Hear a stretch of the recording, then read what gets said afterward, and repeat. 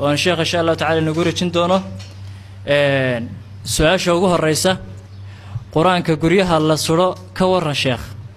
سؤال شلبات شيخ من بناته إنك بيه يستلقوا بيرق بدا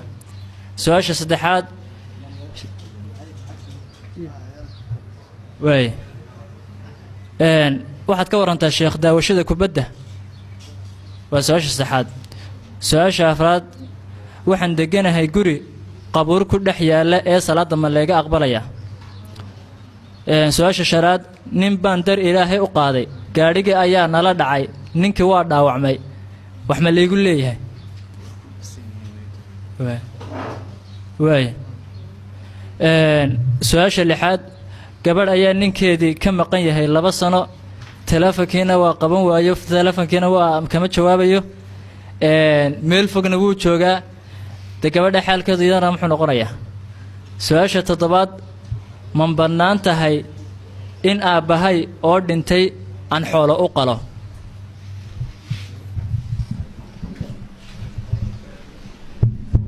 بسم الله الرحمن الرحيم قرآن كريم كا قلوبتا لغو قرحينيا قلوبتا أيا لغو قرحينيا أين كو حافظسنahay dhaqanka lagu qurxinaya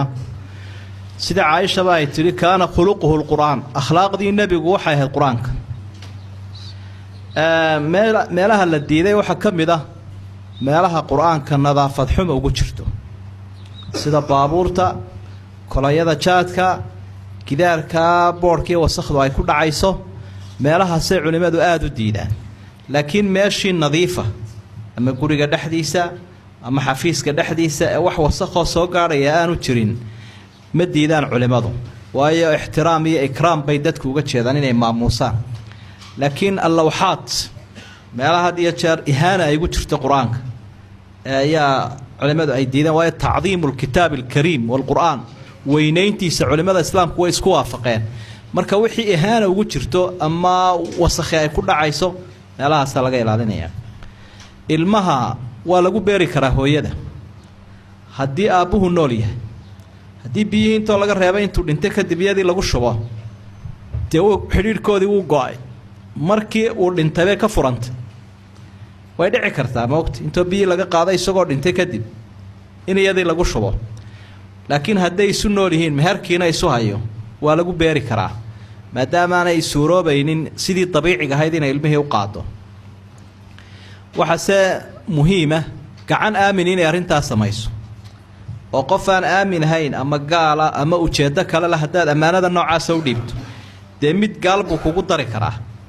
tiininka iyo mid gaal buu isku dari karaa ama mid xayawaan buu ku dari karaa gacantu inay aamintay waa muhiim qof muslim oo dhakhtaro aamina gurigu inuu qabriga ku dul yaallo waa la eegayaa ma qabrigaa horreeyey mise guriga haddii qabrigu uu horreeyey dee gurigaa laga daynaya haddii qabrigu uu dambeeyeyna qabrigaa la saaraya xawaalaha muslimiinta lagu daraya waayo qofkan meesha lagu aasay isaga qudhiisu intan u yeeshay kanifka dee dowladdii hoose intan siisa kanna booskii aakhiru isaguna intan ka helay marka in lagu qabsado laga riixo dee dadka ifkaba kama ogolin moogta iminka meeyarku uu kala celinayaa dadku see u kala horreeyeen buu kala celinaya xule baloorkani uu sharciyaysnaa seesiya dayr buu lahaa adeer u daah iska tag meel kala bannaan doono marka qofkana isaguna mitir iyo barkan u yeesho inkastoo dhibaato weyn iminkayna haysato deegaamadeenna weliba hargeysaan filayana usii badan tahay dadku markay halkan deganaayeen xabaaluhuna agtooda ahaan jireen magaaladii way sii ballaarato xabaalihii way sii masaxmeeno haddana waa la sii guuro agtoodunbay ka sii dhigeen qaybo dhanbaaba magaaladii xabaalaba ah maxaa la yeelayaa taa qudhigeedu waxay u baahan tahay masalooyin aanu kolley baxfiyaynay maalmahan aanu baadhaynay ayay ku jirtay bal inay suuragal tahay meeshii qabrigan ihaana ugu sugantay ee lagu dulaynayo in laga saari karo taasaanu iyadana baxdi ku wadno weli maanaan ka salgaadhin qofka direefarka ah ee gaadhiga wada mar walba wax laguma yeesho marna waxbaa lagu yeeshaa marna waxbaa lagu waayaa taasina kolley waxa ay la xidhiidhaa muxuu xadgudub sameeyey muxuu gaboodfal sameeyey labadaasaa loo qiyaasaa mar baanu xadgudub iyo gaboodfal toona samaynin markaasoo kale waxba looma qabsanayo sharci ahaan waxaan raacin lahaa dadka baabuurta leh ama gaadiidka leh iyaga sharci ahaan waxba laguma leh xataa qaanuunka farjiga waxba lagu lahayn shareecada iska daayo ninkii gaari buu leeyahay magaalo kale uu iska joogaa darawal baa wada darawalkaasuma arrintiisa leegaya shilkaa uu galay isaga qalad ma u soo baydhaya mise uma soo baydhayo laakiin ninkii baabuurka lahaa oo maanta aynu ognahay kala bar in xaqa la saara soo maaha wixii intoo la qaybiyaa kala bar dusha laga saaraa isaga dee maxaa u qori nin leeyoo nin kala riday oo kale markaa taana waynu baraarujin lahay ninka ooridani ay sheegtay in la waayey kiiskaaga maxkamadda aad u gudbin doontaa haddii aad sabri kari weydo maxkamadda degmada qaadigaa baafinaya telefoonadiisaa siin doontaa wuu la xidhiidhi dee hadduu u dhagooleeyo wuu isdhegatiro wuu isdhatira inantiina inuu cadilaabuu doonay dee lama ogolo dumarka in lagu tacadiyo hooyooyinkeenna iyo hablaheenna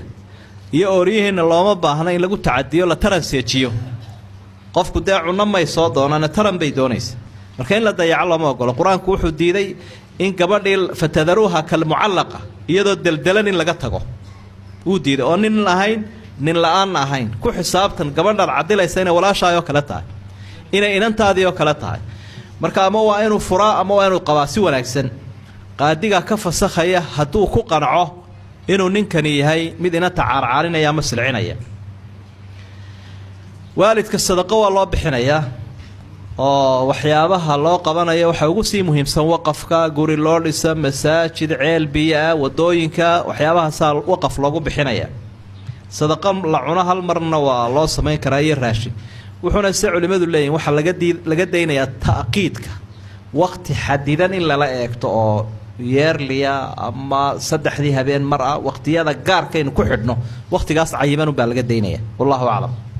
aydan yar xasuusiya ee kolley su-aalo fara badan isku mid a jiray qaar badan oo aan fahmi weynaa jiray qaar waqtigu ka dhacay baa jiray marka intaana waa la dul qaadanaya soo maaha waay waan soo koobina insha allahu tacaala 3 su-aalood oo degdeg ayaan sheekha weydiinaya insha allahu tacaala su-aasha ugu horeysa gabadh baa waxaa tiri jimba sheekh igu jira quraan badan baan saaray wuu iga bixi waayey kaaga darana salaada markan galana wax allaali waxaan tukanayaa garan maayo imaamka haddaan ku daba tukadana wax akhriyo garan maayo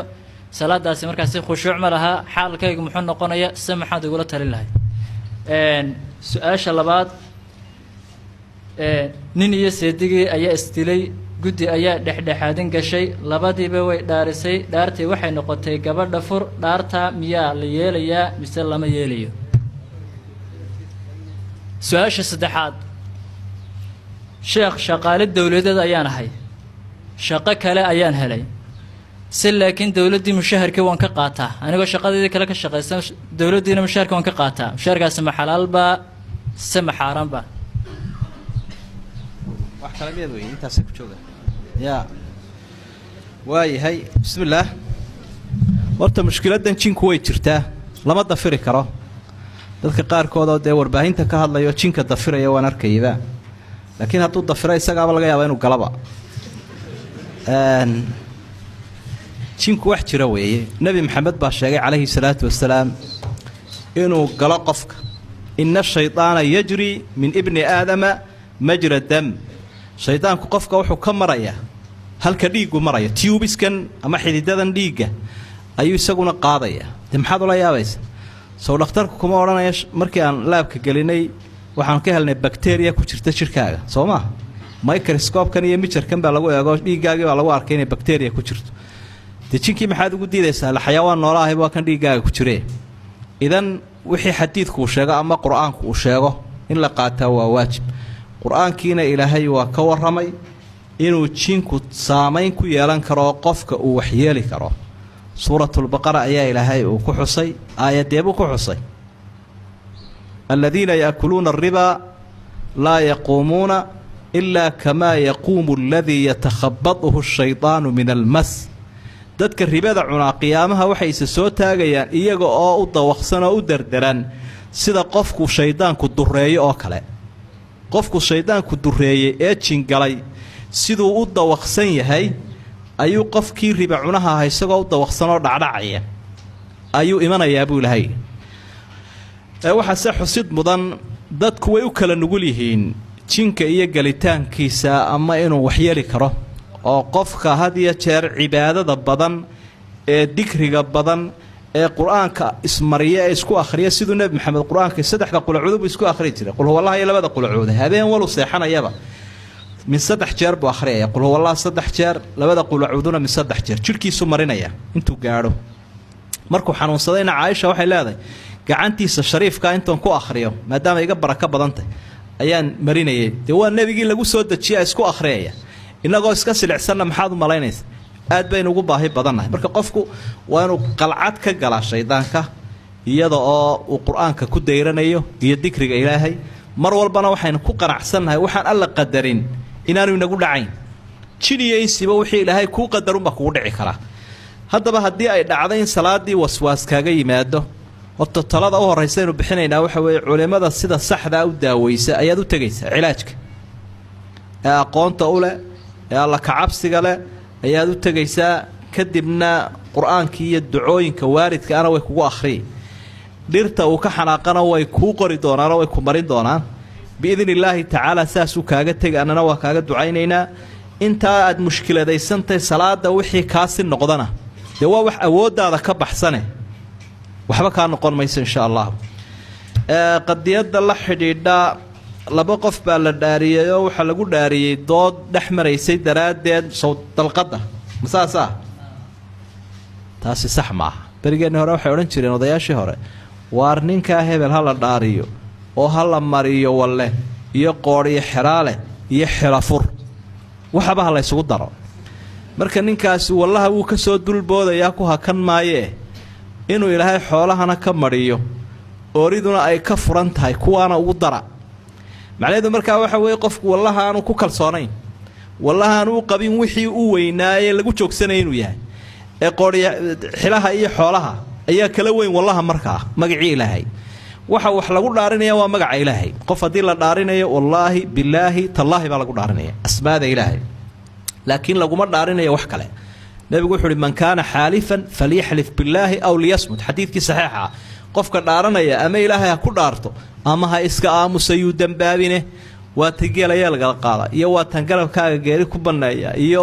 waa tan aabbahay waayo dumarku ay ku dhaartaan intaasi midna meesha ma yaalo waa laga daynaya inaad mushahar ka qaadato maalka ummadda waxna aanad u qabanin waa qaladee adigu miyaad jeceshahay qof aan kuu shaqaynin inuu mushahar kaa qaato eeg waxaad dowladda ula dhaqmaysaa shakhsiyaadkana ula dhaqmaysaa sidaad jeceshay in adiga lagula dhaqmo soo maa adiga nin qof aan waxba kuu qaban inuu bil walba kuu soo xadiruula igu shub intaa ah waad su-aalaysaa waxaad leedahay muxuu ahaa intaanan kuu shubaya maxay ahayd dee waa inaan isaga soo xaadiray buu ku leeyahy dee orod iska tag baad leedahay wax iska soo xaadira uma baahniye dee dowladduna waxay ku leedahay waad iska soo xaadirtay iga daa idan markaa kolley iyada oo aan la sii faahfaahinin su-aasha dee qof shaqo u diyaaro oo heshiis lala galay oo aan waxba qabanayn baan u fahmi karaa laakiin qof ama naafo ah ama bukaana ama beeshana dee kaasi kuma jiro oo inaanu waxba qabanin dee iyana heshiis baa lagula galay oo qofkii wuxuu abaalmarin buu qaadanayaa ama waa qof dee bukaan muddadaa ku jira ama la fasaxay taas waa xaalad gaara ee heshiiskii la isku ogaa waa inuu shaqeeyo waxna ma qabanin dee wuxuu wax ku qaadan lahaa wakhtigu iibsado marka taana waxaan filayaa in inta aan ka garan karaya ama aan ka fahmaya intaas weeye jazaakum allahu khayran aad iyo aad baa umahadsantihiin maareeyaha dekedda iyo mas-uuliyiinta kaleba iyo meeyarka sida fiicana usoo xaadirteen runtii iyo sida aa maaragtay wacdiga u danaynaysaan midhyarun baan walaalayaal maadaama raggu soo batay midhyarun baan idin dareensiin laha haddaad tihiin reer berbera midhkaasi waxa weeye midh aan keligeen idinku ahayn laakiin dhammaanteen inoo wada yaalla oo ah dadka intii isku deegaanihiba waa jaar xaq dhowr iyo xurmo iyo xuquuq gaara bay isku leeyihin qabaa'il kala duwan ha ahaadeen dana kala duwan ha lahaadeen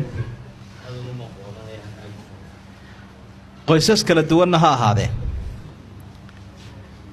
qadiyaddan baraarujin lahaa waxa weeye in la ilaashado wadajirkiiyo midnimada iyo quluubta wada joogta iyo in la isu dulqaato oo la ogaado shayga la yidhaahdo cafiska iyadoo culimada iyo madaxduna hormuud ka yihiin hadday siyaasad tahay siyaasaddu haa dee dadkii hoggaamin bay u baahan yihiin hoggaamin ayay u baahan yihiin cid waloo ku faahina xaq bay u leedahay markaa si nasiiha oo hufan oo aan lahayn xadaafiir iyo ceebayn iyo xadgudub toona ayaynu u baahannahay in dadku ay u raadsadaan ay u dhammaystaan howlahooda iyo hoggaamintooda oo aan qolana qolo duraynin ku xadgudbayn waataynu xalay ka hadlaynaa xaqulmuslimi cala almuslim xaqa uu qofka muslimkii leeyahay karaamadiisa iyo xuquuqdiisa la dhowrayo marka qadiyadda noocaasi waa ta wanaajinaysa amniga waa ta wanaajinaysa cibaadada waa ta wanaajinaysa deegaanka oo deegaankii wuxuu ku qurux badnaanayaa dadka wada jooga markay quluubtoodu wada jirto ay dhan waxu wada riixayaan ayaa ay wanaagsanaanaysaa ilaahay baa ummadda markuu ummadna sheeganayay waxau ihi wadkuruu nicmat allaahi calaykum id kuntum acdaa'an faallafa bayna quluubikum faasbaxtum binicmatihi ikhwaanan